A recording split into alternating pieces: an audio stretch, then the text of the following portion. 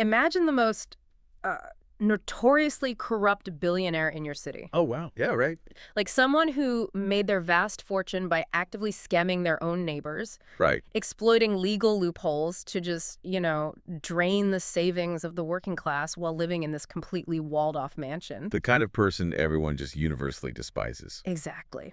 Now, I want you to imagine that same untouchable billionaire wearing, like, a bespoke tailored suit, desperately scrambling up a dirty street lamp in the middle of downtown. That is quite the image. Right. Well, Just to catch a glimpse of a passing street preacher, it makes absolutely no sense. no, it doesn't at all. You just don't see the center of wealth and power completely discard their dignity to fling themselves to the outer edges of society. Well, But 2,000 years ago, in the ancient city of Jericho, that is exactly what happened. it completely defies the standard physics of power, Yeah.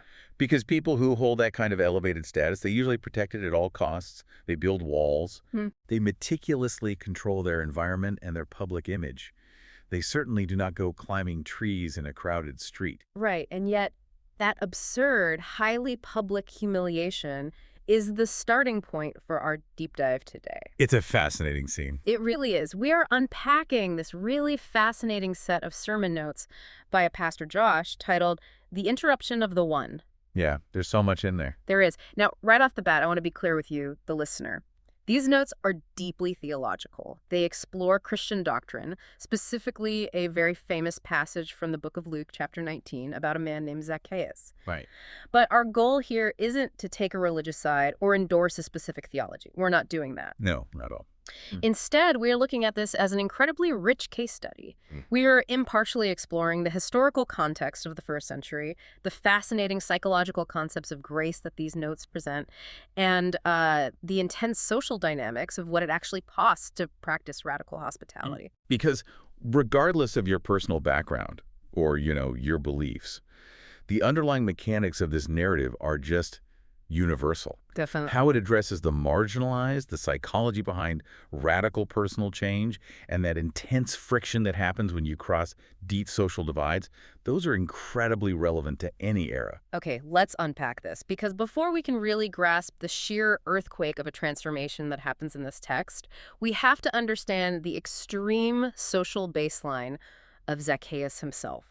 We really do. Because reading the notes, it feels like calling him an unpopular tax collector is like the understatement of the century. Oh, absolutely. So who actually was this guy in the context of first century Judea? Well, unpopular doesn't even begin to cover it.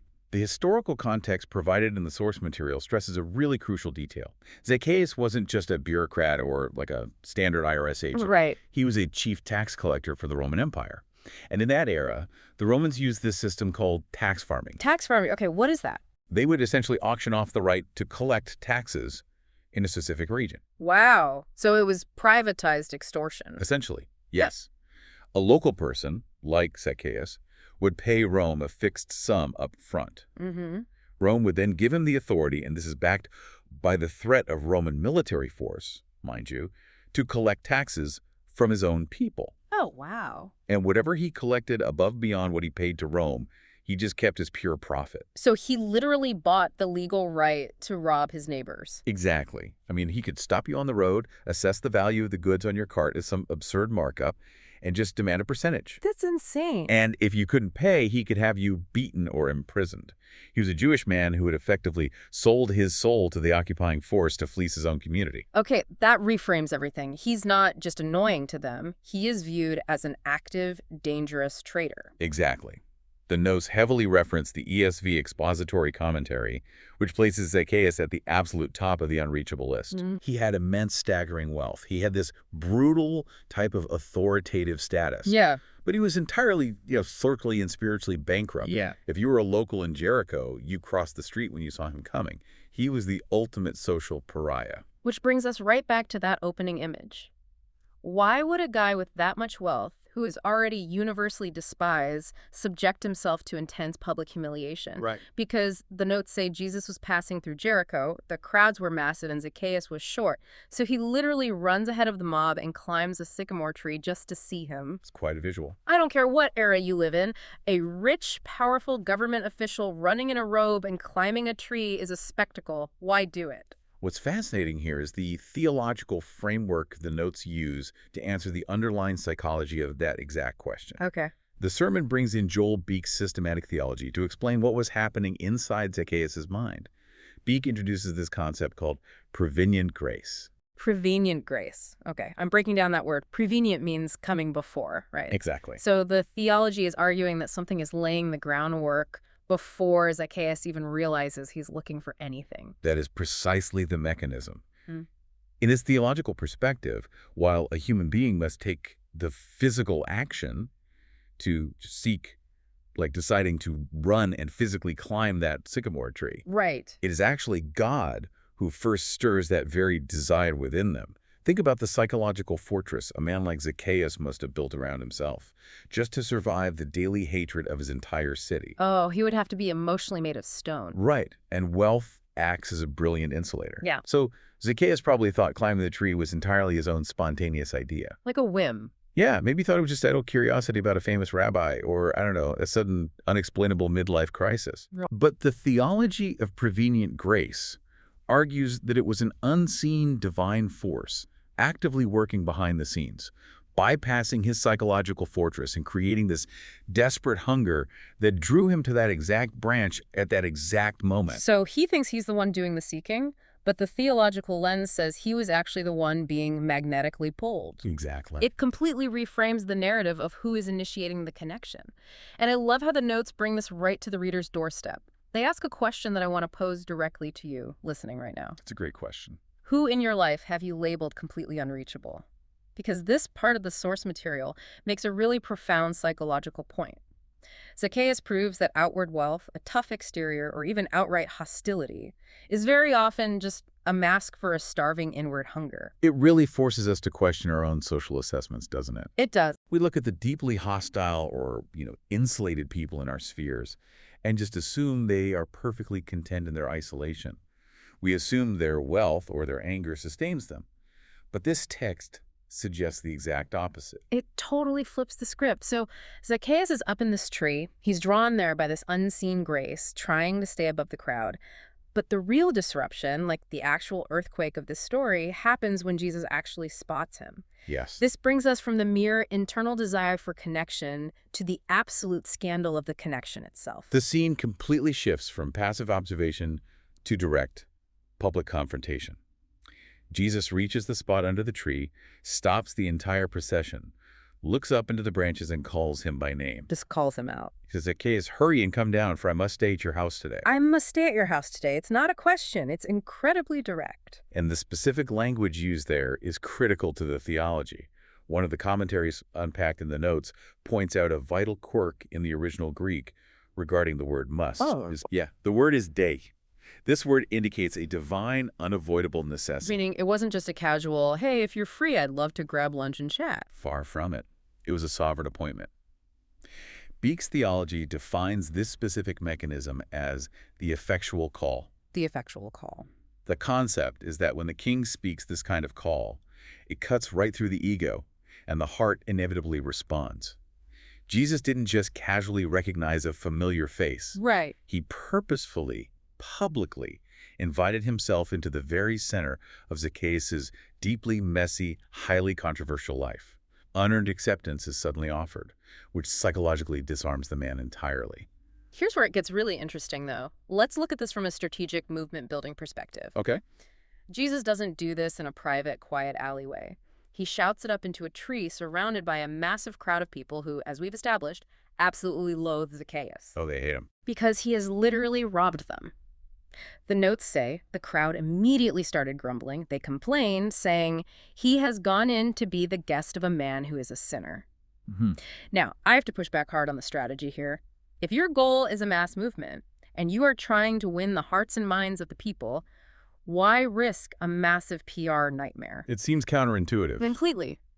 Why stop the momentum of the crowd, alienate your entire base, just to go have dinner with the town traitor? Why not just meet him in secret later that night? Because meeting in secret validates the crowd's prejudice. Oh. If we connect this to the bigger picture the notes are painting, the public scandal isn't a mistake. The public scandal is the entire point. Wait, how does alienating everyone help the mission? That tension you are feeling is exactly what the source calls the scandal of grace. The scandal of grace. Human beings generally like the idea of grace when it's clean. We like it when it's directed at socially acceptable mistakes or, people who are down on their luck but ultimately quote-unquote good. Right. Safe grace. But the notes argue that true grace is inherently scandalous. It is uncomfortable because it intentionally goes to the houses we wouldn't normally visit. It deliberately crosses lines that society has firmly drawn. If Jesus met him in secret, he would be agreeing with the crowd that Zacchaeus is too toxic to be seen with in the daylight. So by doing it publicly, he's forcing the crowd to confront their own boundaries of who deserves forgiveness. Exactly. And the notes draw a direct line from this ancient scandal to modern-day initiatives. They mention campaigns like Who's Your One? What's that? It's an initiative that encourages people to intentionally seek out a specific individual to share their faith with. They also mention the Annie Armstrong offering for North American missions. Okay, so how do modern missionary funds connect back to a guy in a tree? The author makes a very pointed, almost challenging statement. If their Who's Your One initiative doesn't make the established religious people a little bit uncomfortable, then they aren't actually doing it right. The Annie Armstrong connection is similar. The notes emphasize that these funds are meant to send missionaries specifically to the houses of the marginalized, the forgotten, and frankly, the unlikable. The people you cross the street to avoid. Yes, they go where the societal grumbling is the loudest. Because logically, that is where the human need is the deepest. Wow. Think about that for a second. We almost universally use grumbling as a warning sign. They do. If we enter a room and people start murmuring and complaining, our instinct is to back away. Like, oh, people are upset, I've crossed a line, I should retreat to where it's safe. Naturally. But this text is using grumbling not as a stop sign, but as a metal detector. It's pointing exactly to where the grace is needed most. It completely inverts the standard operating procedure for community building. Instead of building a safe enclave of people who agree with you, the theology demands that you actively seek out the source of social friction. Yeah. You go to the person who makes the in-crowd furious. All right, so the crowd is furious. They are grumbling. The invitation has been forcefully extended, and it's a total unmitigated scandal. Very scandalous. But what happens after the dinner proves exactly why that massive social risk was necessary in the first place. We've talked about the invitation, but now we move to the tangible results of that scandalous grace. We are moving to what I like to call the renovation of the checkbook. A very apt title because the source makes it abundantly clear. Grace doesn't just visit a person for a polite chat. No. It fundamentally renovates their entire operating system. The text details that after this encounter, Zacchaeus stands up and offers a staggering, immediate restitution. Unbelievable restitution. He publicly declares he is going to pay back 4 times the amount he stole from anyone, and he's going to give half of all his goods to the poor. In response, Jesus declares, "Today salvation has come to this house, for the Son of Man came to seek and to save the lost." So what does this all mean? That's the core of it. To me, it means that in this specific theological framework, salvation isn't just about securing some abstract, far-off ticket to heaven. It's a literal, real-time financial audit. It is entirely grounded in the material world. And the detail about paying back 4 times the amount is fascinating context. Why 4 times? Under Roman law, a 4-fold restitution was the penalty for a convicted, violent thief. Zacchaeus wasn't legally required to do that. Right, really? Yes. By offering it voluntarily, he is judging his own past actions by the harshest possible standard. He is admitting he was a thief. Right. It's not just a private, warm feeling in his heart. It immediately changes his checkbook. Exactly. It changes his relationships with his neighbors. It changes his actual daily integrity. It's a public reallocation of his ill-gotten assets back into the community he destroyed.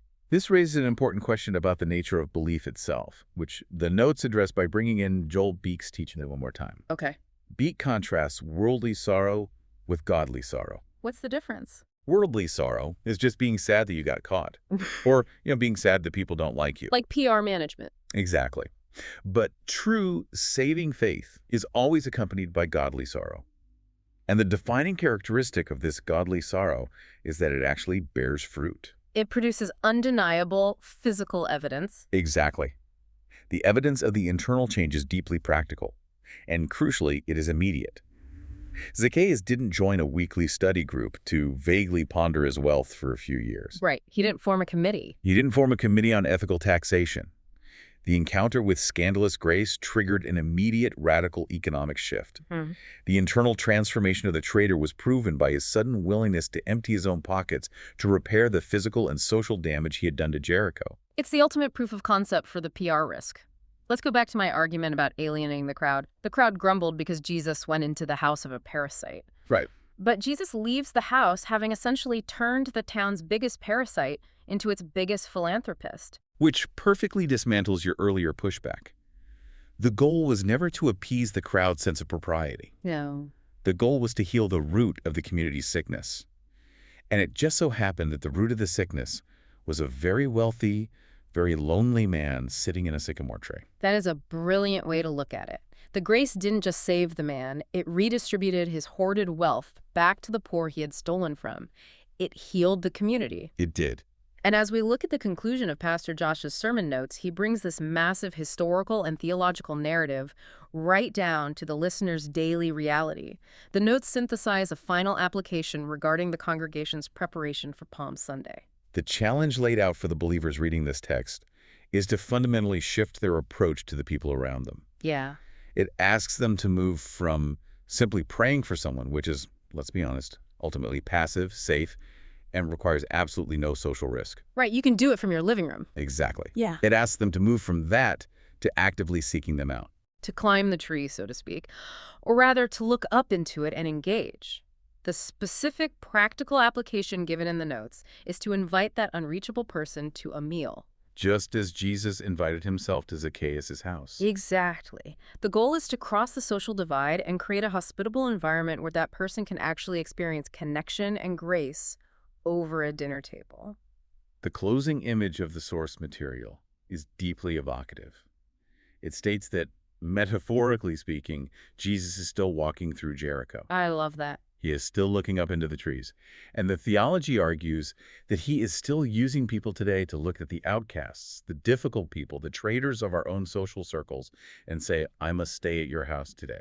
It's a profound call to become the very mechanism of that scandalous grace. It brings us right back to that idea of social gravity we talked about at the very beginning of this deep dive. We are so incredibly conditioned to stay in our safe orbits, to protect our reputations, to curate our friend group so we only dine with the people who increase our status, or at least, people who don't threaten it. We completely avoid the friction. We avoid the grumbling of the crowd. We do, but this entire text argues that the most transformative moments, the moments that actually heal the sickness in our communities, only happen when we deliberately break that gravity. Absolutely. Which leaves us with a lingering thought for you to mull over as you go about your week. If extending true grace inherently creates a scandalous, hospitable space for the unreachable, and if doing so inevitably causes the in-crowd to grumble, when was the last time your own hospitality made you or the people around you truly deeply socially uncomfortable? What if real hospitality isn't about hosting a dinner party for your friends, but actively seeking out the very person society tells you to cross the street to avoid?